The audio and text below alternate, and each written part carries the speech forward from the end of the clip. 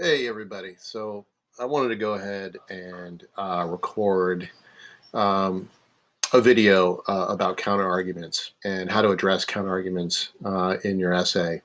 Um, as it actually turns out, the uh, I forgot to record the Zoom workshop, so I'm making this separate recording to give those who were unable to attend our Zoom workshop earlier today um, the ability to see and hear what the primary lesson was. Um, I apologize for forgetting to record the Zoom workshop. It's just human error. So, but you'll get the basis of the lesson and what we talked about. In relation to counter arguments through this PowerPoint. So to start with, I just want to mention a few things generally about counter arguments. Um, Counter arguments are something that you may have already talked about in your 105 class, and you may even have written them before. A counter argument paragraph, that is. You may even have written a counter argument paragraph before. So that's good. I mean, in that case, you'll have a lot of are things that you'll already know and understand. But there's also the process of addressing counter arguments at the sentence level. That is, not dedicating an entire paragraph to a counter argument excuse me, but dedicating just a few lines to address a particular counterpoint to something you're analyzing. So you'll see there's two kinds of styles of counter argument addresses here. One's paragraph level and one's sentence level.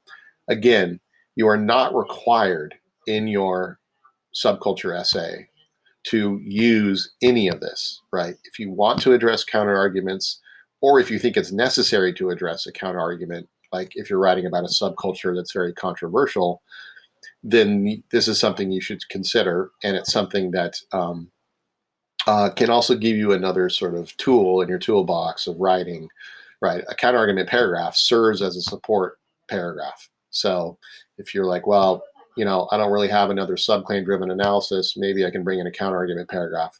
It can be useful for that.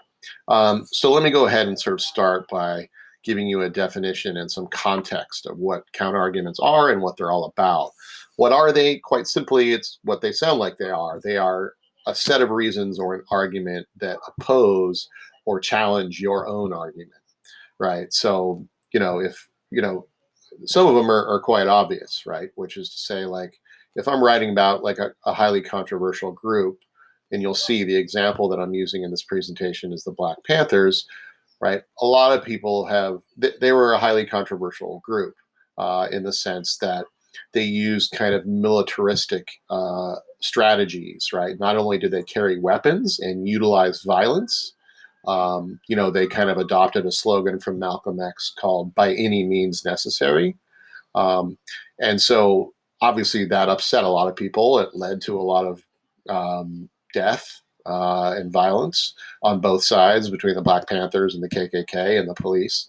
Um, so, um, but let's say I wanted to write an argument where I feel like, and the example that I use in this lesson is an argument that is talking about how the Black Panthers did something that was really important.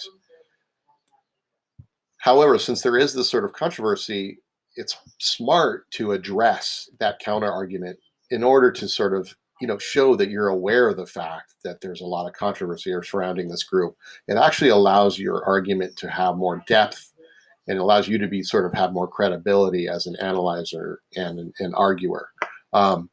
So give you some context of what I'm talking about here.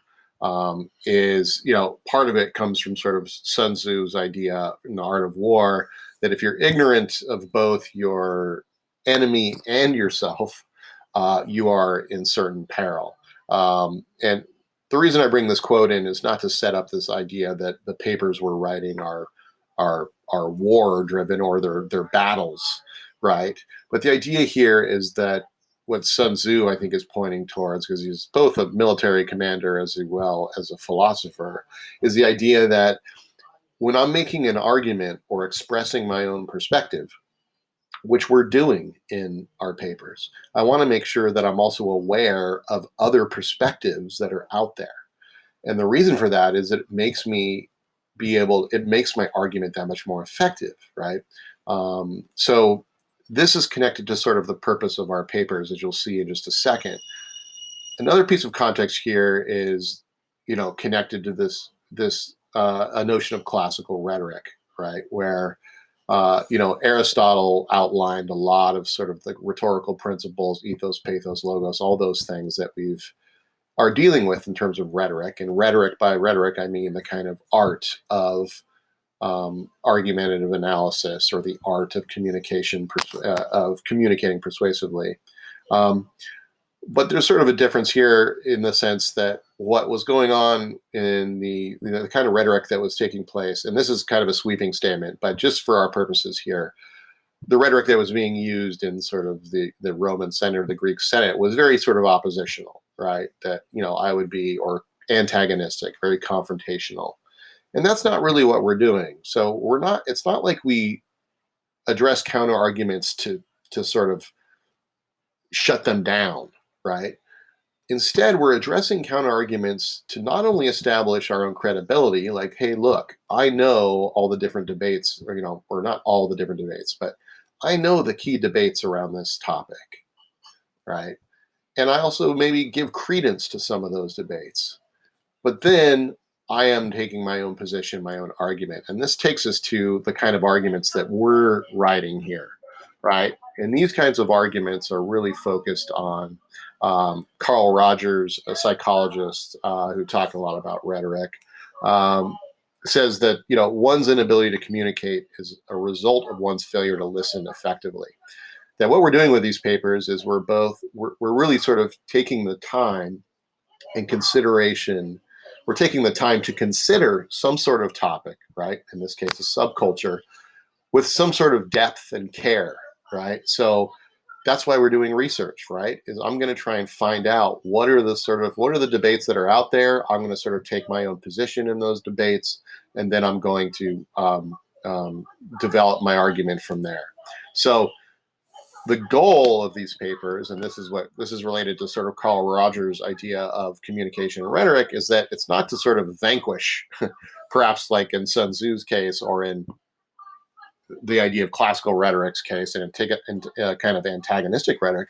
The idea isn't to sort of, or like on a debate team, right? Your idea isn't to sort of defeat the other, right, or your reader, right? The idea is to sort of create a space where your reader will be willing to sort of change their thinking.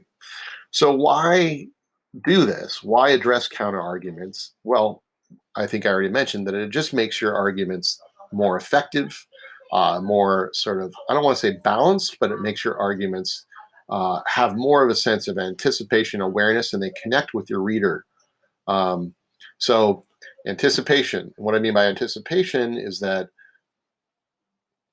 I introduce the Black Panthers as the focus of a paper. It's going to bring a particular image of something into people's minds, and I'm going to sort of anticipate that and say, like, hey, look, I know you might all be thinking the Black Panthers, super violent group, blah, blah, blah. However, let's pause for a second and let's take a closer look and see what we can learn from that. It also establishes both awareness and credibility for you as the rhetor, the writer, which is to say that, like, if I'm sort of showing that and paying a little bit of tribute or respect to the different debates or counterarguments that are out there, I'm showing that I've done my research, that I know my stuff, right? That I have awareness of this topic, perhaps that's a little bit more than your, regular reader, which is to say, and that's because I've done my research, right? And I'm a practiced critical thinker. Finally, it's about empathy, right? That I'm connecting with my audience in a way. So, like, even if I'm, one of the classic examples is, like, say you're assigned to make an argument for the banning of all guns to the NRA, right? The National Rifle Association, one of the biggest gun lobbies in our country, right? I'm not going to walk in there and say, like, hey, all you guys are dopes, right? Or all you guys have it wrong. No, I'm probably going to say something like, I grew up around hunters, and guns were a big part of my life. And guns in many ways are something that I think have great value. They have cultural meaning, they have historical meaning, whatever. I'm going to appeal to them, right? I'm going to show that, like, look, we might disagree about gun policy in our society, but hear me out for a second. let's try and think about this in other ways. In other words, I'm building bridges. I'm not just trying to sort of accuse someone or something of being ridiculous. Instead, I'm trying to set up a situation in which we can sort of take the time together, despite having differences, and look at something in a different way. And of course, that different way, yes, is from my perspective. It's my paper. But so these things are sort of key. But let's get a little more practical here and pragmatic with what I'm talking about. So the first question, obviously, is how do I do this? Well, which is to say, how do I not only identify counter arguments, but also how do I address them? So the first thing is how to identify them. And in many cases, this means that you want to sort of, there's 4 questions that I recommend you sort of ask yourself, right? And these 4 questions, right, are sort of brainstorming what kind of counter arguments you can address in your paper. Because you don't want to address every single counter argument there is. I mean, in some ways, no matter what you're arguing or what you're analyzing, it can be, there can be a counter argument to almost any point you make. It is your perspective, it's your point of view. So some people are going to disagree with it. Some people are going to kind of agree with it. So it's not that you need to address a counterpoint at every step of the way. That would overwhelm your paper. But you do want to identify if there are some specific things, one, that you should address because they're sort of really important counter arguments, like the one I was saying in relation to the Black Panthers, or if there's counterpoints you could address that would help you to support your analysis, right? Okay, so let me slow this down a little bit and give you an example so we can understand how to answer some of these questions, and as well as how to develop or how to address these counter arguments or counterpoints. You'll notice that I'm using these 2 different terms here, right? Counter argument, what I mean by that is like a larger argument that would go against my argument, right?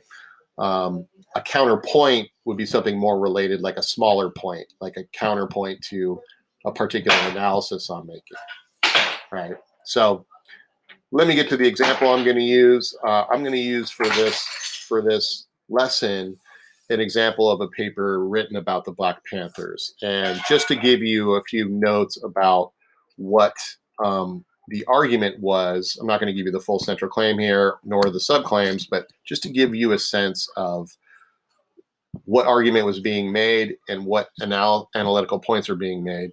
You can see here that the central claim is based around this idea that what the Black Panthers were all about was a kind of fearless, according to this person's argument, a fearless challenge to racism that inspired Black pride. And then the significance of that was that it led to sort of a unity and empowerment of the Black community. So that was their central claim, okay? Subclaims, they had different paragraphs, one on fundraisers for weapon possession and licensing. They had a food pantry and work transportation paragraph in relation to Black Panthers. And they had this idea of the educational programs and the legal support they provided. So those were the kind of 3 support paragraphs they had. And then they had a counter-argument paragraph, which I'll explain in just a second. So the first 2 questions in those 4 questions are really geared towards the overall argument. So that's why you have this question, what is or what are the biggest counter-argument or counter-arguments to your position, right, to your central claim, right? So they found this article, and they found a number of articles, and it's a fairly common critique that the Black Panthers were really more destructive than they were productive. That is to say that, as you can see by this one book, and there were other articles and stuff, that violence was something that the Black Panthers were founded in, but it's also something that unmade them, the unmaking of the Black Panther. In other words, there's a common critique that the Black Panthers really were just too destructive and violent. So since this person is making the argument that they're about unity and empowerment, or that's what it led to in their perspective, this is sort of a major counter-argument that they should address. So, I'm going to sort of simplify this to the counter-argument to that the Black Panthers were overly violent and increased division, as opposed to this idea that they were fearless and inspired Black pride and led to unity and empowerment, right? This also kind of relates to the second question. Could a reasonable person draw a different overall conclusion from your evidence and examples? Yeah, I mean, I have a paragraph, or the writer, I should say, has a paragraph about fundraisers for weapon possession and licensing.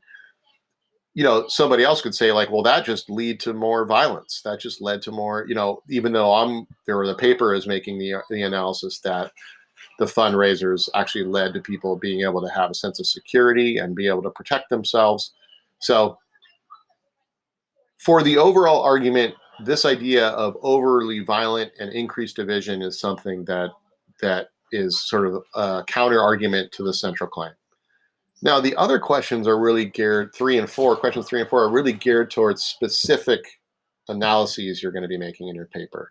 So how might a reader question any of your assumptions or your reasoning in your analysis, right? Not in your overall argument, but in your analysis, right? So in this case, they found a couple things, that the educational program. So you can see the last support paragraph, the bottom of the subclaims and support list there says educational programs. They found an article that was talking about how that the educational programs actually heightened segregation and that they actually did more damage because they separated Black students from mainstream society, right? In other words, that Black students were learning in schools with all the other kids, so to speak, and they were therefore disconnected and separated, and it became isolatory or whatever, right? Not only that, but if the fourth question is there any evidence or examples that might weaken any of your analyses? And by evidence or examples, it means like, did you come across something in your research, like a statistic, a quote, something like that? And they did.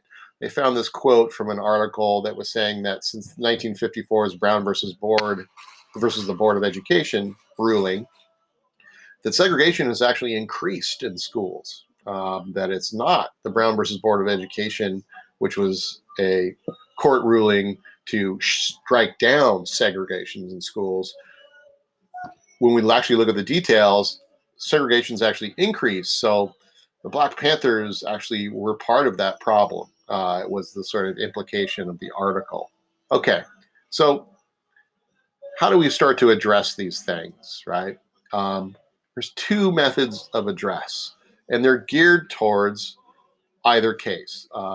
So one is the sentence level address, and this is geared more towards a counterpoint, meaning something that is not necessarily a counter argument that addresses your central claim entirely, but the counterpoint. So the counterpoint we found was this idea, the way that the educational programs, perhaps one way to look at them is that they actually increased segregation and separated Black students, when the paper or the paragraph about the educational programs in the paper is talking more about how they were really productive and valuable.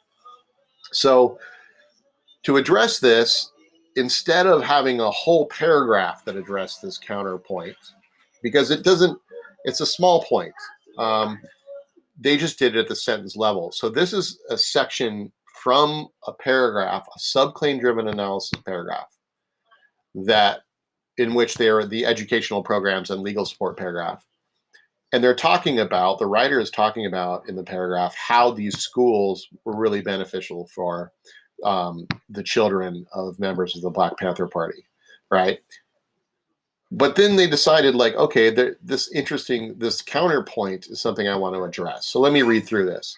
So this is continuing. It's like from the middle of the paragraph. So we started with a subclaim, most likely, or we should, got some details about the different kind of educational programs, and then it addresses the sort of counterpoint. And this is all happening in one subclaim-driven paragraph. I just took the section out of it. In September 1973, the Oakland Community School opened its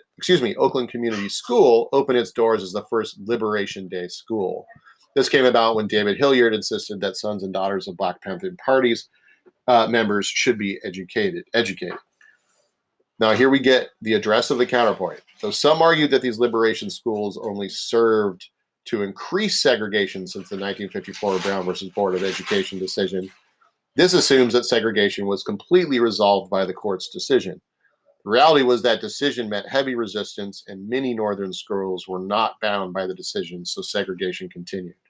Right? So here we have this a couple things happening here that you should notice. One, in terms of the underlined parts, we start by giving a fair representation of what the counterpoint is. So they're not saying like, though there's a stupid idea that these schools serve to increase segregation. No, you're giving a fair credence to it, right? Though some argue that these liberation schools only, quote, serve to increase segregation, right? So that's the first thing you do when you're addressing a counterpoint is give a fair representation of it. And if possible, if you have a specific quote, then great, bring that in. The other thing you want to do anytime you're addressing a counter argument or a counterpoint is make sure that you respond to it, right? I'm going to talk about different methods of responding at the end of this lesson, but for now, you can see they give a response. So let me read through it again. Though some argue that these liberation schools only serve to increase segregation since the 1954 Brown versus Board of Education decision, this assumes that segregation was completely resolved by the court's decision. So notice how there's a response there. The reality was that the decision met heavy resistance, and many northern schools were not bound by the decision, so segregation continued. So they respond by saying, right, segregation in schools was something that was still going on despite the Black Panther Party and despite the Brown versus Board of Education decision, right? Segregation, it's not like the Brown versus Board of Education decision, according to their response to the counterpoint, solved all the problems, right? And then the Black Panthers just brought segregation back, right? So not only are they giving a fair credence to the counterpoint, but they're responding to it. And this is happening right in the matter of two sentences, right? So that's at the sentence level. And this is happening in the middle of an analysis paragraph again. So there's another kind of address, right? I mentioned two methods of address. The first was the sentence level to address a quick counterpoint. And the other kind is if you remember, we talked about a sort of larger, a counter argument to the central claim. And so this is where you might want to use a counter argument paragraph. Now, a couple quick things to note about counter argument paragraphs before I get into the example. One, again, as with counter argument, counterpoints, or you don't need to do any of these things. You are not required to do any of these things in your paper, but they are good strategies to know about, and you're more than welcome to use them if you'd like.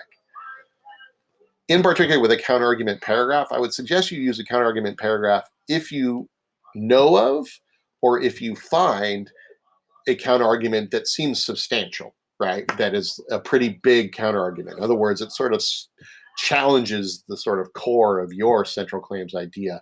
Then that's probably a counter-argument that you would want to address. Or if there's a sort of particular argument about your subculture that is sort of well known. I was talking to a number of students, or a few students, I should say, who are interested in writing about doomsday preppers. And, you know, a very common sort of stereotype of doomsday preppers is that, right, they're overly paranoiac, they're sort of crazed, they're over the top, they're excessive, they're, you know, all these things. There's kind of a negative stereotype of doomsday preppers.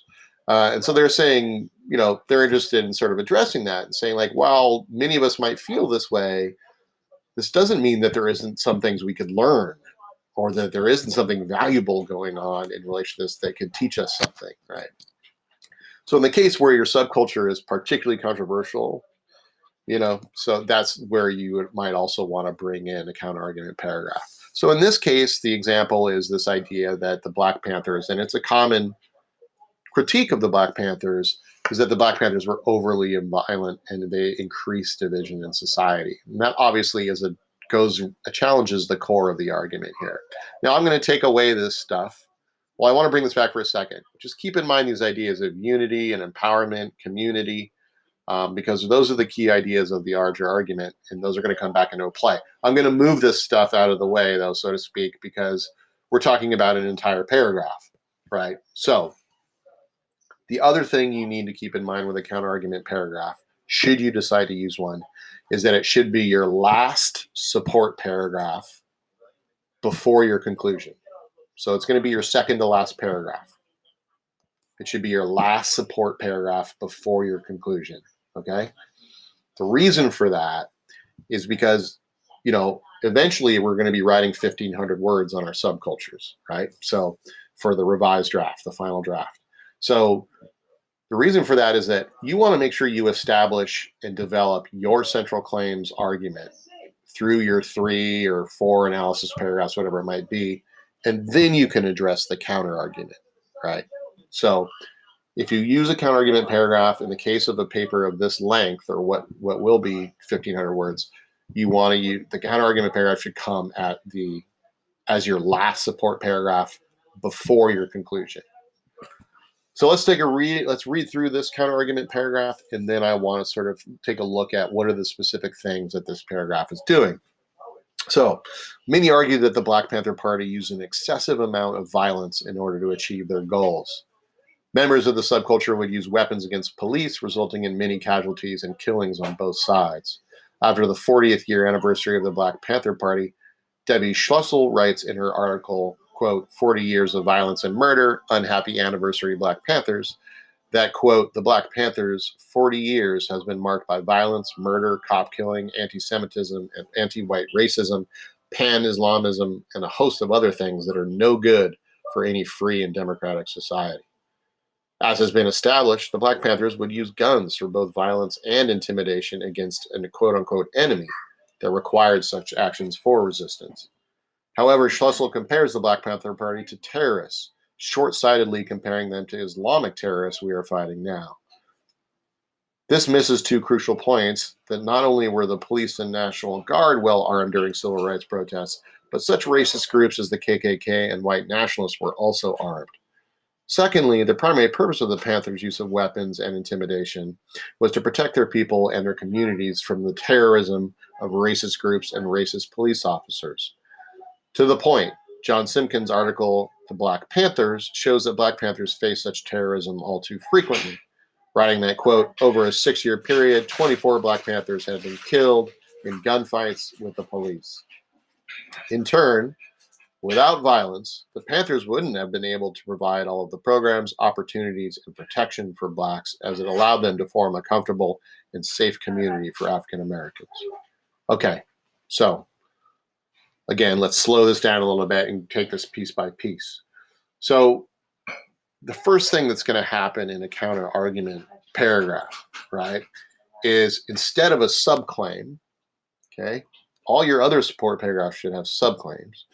But instead of a subclaim in a counter-argument paragraph, you want to begin with a fair assessment and presentation of the counter-argument, right? So you want to introduce the counter-argument paragraph, then provide some specific sort of evidence of it. And so in this case, if you have it, right, or explain it in detail. So here they have a quote that represents the counter-argument, but first they introduce it in their own words, right? Many argue that the Black Panther Party used an excessive amount of violence to achieve their goals. And yes, members of the subculture would use weapons against police, resulting in many casualties and killings on both sides. Then they actually give a detailed quote about that represents the counter-argument, right?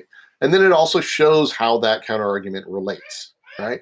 So the first third, if not the first half of your counter-argument paragraph should be addressing what the counter-argument is, should introduce the counter-argument, should provide some detailed description or explanation of the counterargument, and should show how that counterargument relates to your argument, right? So that's the first half, first third at least of your counterargument paragraph. Then we want to respond to the counterargument. And in this case, there's 3 ways you can think about responding. And again, I'll talk about that in just a minute.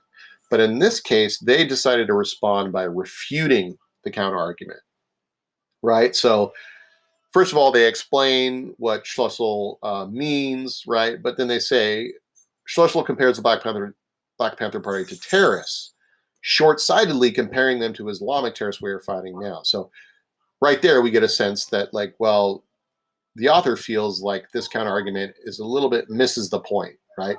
This misses 2 crucial points. So by refuting, that's what I mean by they're refuting. They're saying, like, well, this counter-argument, while interesting, misses the point, all right? So that's a refutation. Now, it's not like they're just saying, like, well, this is just stupid, or this is just obviously not smart. No, they're using sort of rhetorical technique to be like, look, okay, an interesting point, but this actually misses some really important things that are much more applicable to the situation, right? So they respond, and then at the end of it, they reestablish a connection back to their central claim. I'm sorry if you can't see that bottom part of the slide, but it says reestablishes the key ideas of the central claim to close the paragraph. So let's take a look at this in a whole. I mean, just to sort of break it down into the structures of what this paragraph is doing. So one, it starts by this counterargument paragraph. It starts by introducing the counterargument itself, and then it details what that counterargument is. It gives a fair assessment, fair representation of that counterargument. Then it shows how that counterargument relates to the paper, right? It explains that, even though it might be obvious, you take a sentence or two to explain in your own words how that counterargument challenges your central claim. Then it responds to the counterargument, and there's multiple ways to do that, which I'll talk about in a second. In this case, they decided to refute it, which is to say, prove that it's missing something, that it's not just completely wrong, but you are saying that you feel like that counterargument misses a lot. It's lacking, right? And then to close the paragraph, it reestablishes the key ideas of the central claim. So you remember, before this slide, I asked you to keep in mind this notion of, empowerment and community that was in the central claim of the essay. Well, here we have that, right? A safe community for African Americans. So your reader hears the echo of that central claim coming through. Not to mention, it gets a sense of a lot of the things that the writer's been talking about in their paper with the programs, opportunities, protection, comfort, security, safety, right? So the argument is coming back. Okay, one last thing here, and then we'll close up this lesson. There are three ways to respond to counters, and I kept saying that I was going to get to that, so I'll get to it now. Now, one we just talked about is refutation, which I'll re-articulate, but there's other ways to respond. One is just to concede the point, and that means to identify the counter as a necessary sort of evil or negative, or as minor compared to the overall impact, right? Which is to say that, like, look, maybe I just want to say, hey, the violence was bad, was ugly, and was probably unnecessary, right? But in the grand scheme of things, it's one bad thing amongst many productive and powerful and important things, right? So when I concede a point, it's just like saying, you sort of tip your hat, like, that's right? Schlussel's right. Violence was something that seemed gratuitous. It seemed excessive, and it led to sort of really horrible or traumatic consequences. But to erase all of the positives along with that negative would be a waste, right? So I'm sort of conceding the point. So that's one way I can respond. The other way is just to respond, and I'm sorry I don't have a more unique word. Maybe, I don't know. But to respond means to do something between conceding and refuting. To respond just means that we could sort of look at the counterargument in a different light, right? So let me give you an example, again, related here. So I bring up the Schlussel point that the Black Panther Party was terroristic. And I might say, like, I might agree. I might sort of concede, yes, I think it could certainly be stated that the Black Panther Party was its own kind of terrorist group, right? They were armed just like the KKK was, and just like any racist police officer was. But I might say that violence and that terrorism was necessary in order for them to not only raise people's attention about the racism going on in our society, but also to sort of have the kind of safety and protection, right? So I'm saying, yeah, there was violence, and yeah, it wasn't pretty and it was ugly, but it was necessary, right? In order for them to achieve their goal, right? Or their goals.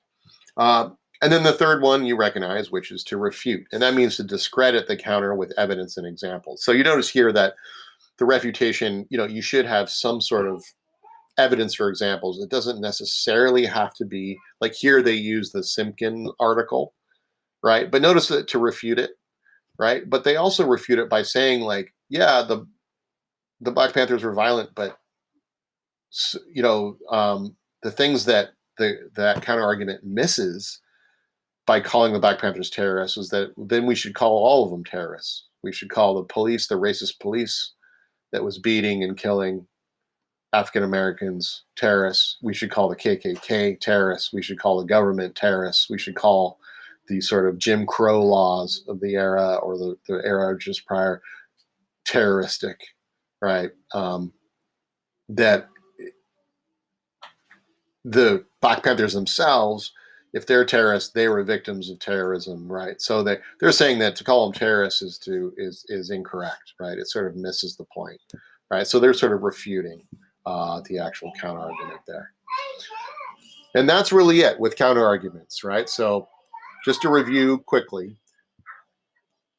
two different ways to address counter arguments, and there's really two kinds of counter arguments. There's counter arguments, which are sort of larger, more substantial arguments that sort of challenge or oppose the key idea of your central claim. And those things should usually be addressed in a counterargument paragraph. And that counterargument paragraph should come as your last support paragraph in your paper, the last paragraph before your conclusion. So it'll be your second to last paragraph. The other kind of counter arguments are the counterpoints. And those are counterpoints related to specific analyses that you're making in your paper. So in this case, we have the example of the educational programs, and those can be addressed at the sentence level. They don't need to be addressed with an entire paragraph. And by addressing them at the sentence level, it's probably only like 3-4 sentences, maybe sometimes 2 sentences, right? In both cases, I'm giving a sort of fair representation of that counterpoint or counter argument. And in both cases, I'm responding in some way. And that could be to concede the point, to respond to it, or to refute it, right? So those are the 3 ways to respond to counter arguments.